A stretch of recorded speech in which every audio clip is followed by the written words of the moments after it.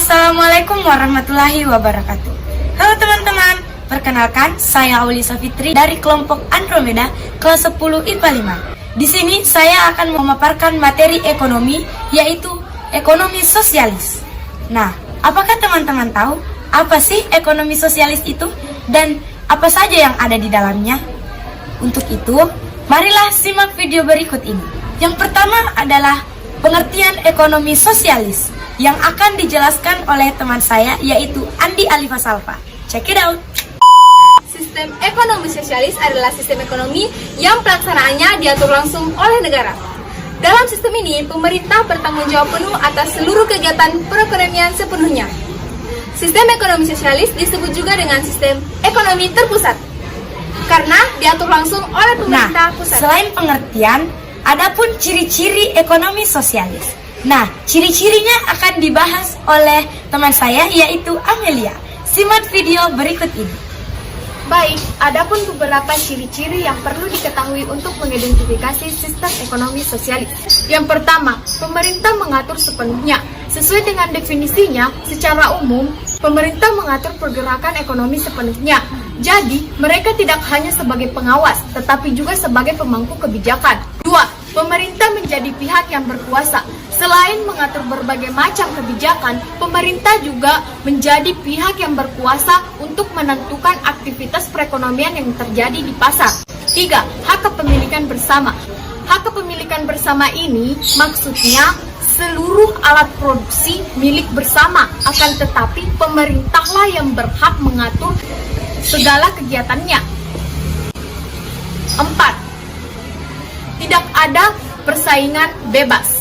Karena segalanya diatur oleh pemerintah, maka tidak akan ada persaingan-persaingan antar suatu bisnis dengan bisnis lain. Kesejahteraan masyarakat juga akan lebih merata. 5. Jumlah produksi terbatas. Lagi-lagi karena faktor pemerintah, jumlah produksi tidak akan sebanyak dengan negara kapitalitas. Karena pemerintah berpotensi untuk membatasi jumlah produksi demi kesejahteraan masyarakat.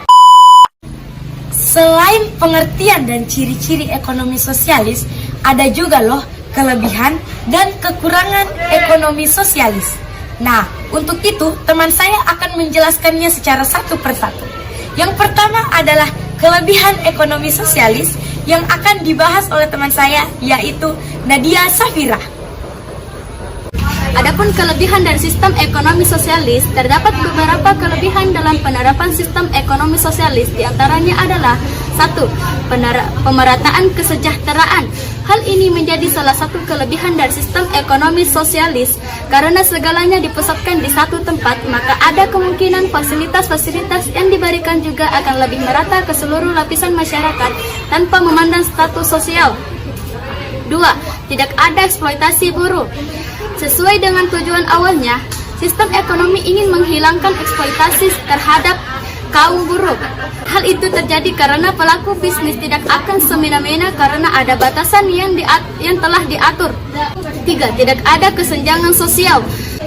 Kesenjangan sosial terjadi karena kejayaan pemilik modal besar yang menyebabkan adanya status sosial si kaya dan si miskin. Sedangkan di sistem sosialis yang diatur oleh negara, hal itu dapat dihapuskan karena adanya pemerataan. 4. Inflasi dapat ditangani.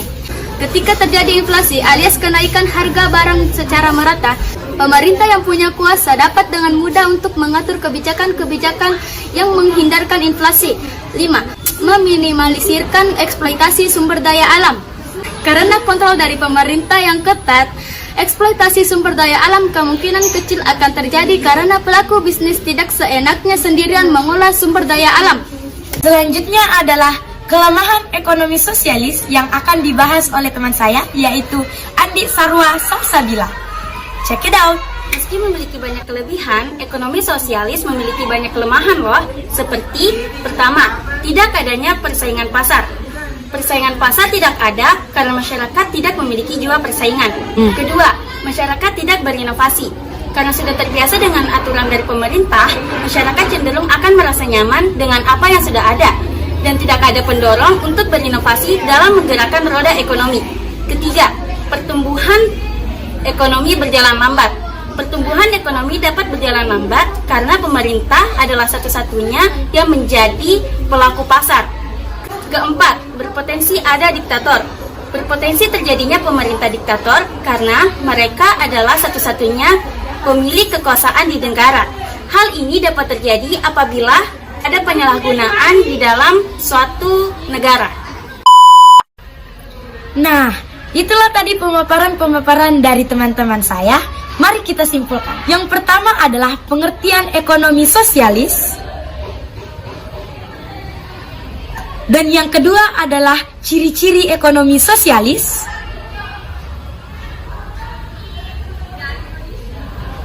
Dan yang ketiga adalah kelebihan-kelebihan ekonomi sosialis. Dan yang terakhir adalah kelemahan ekonomi sosialis.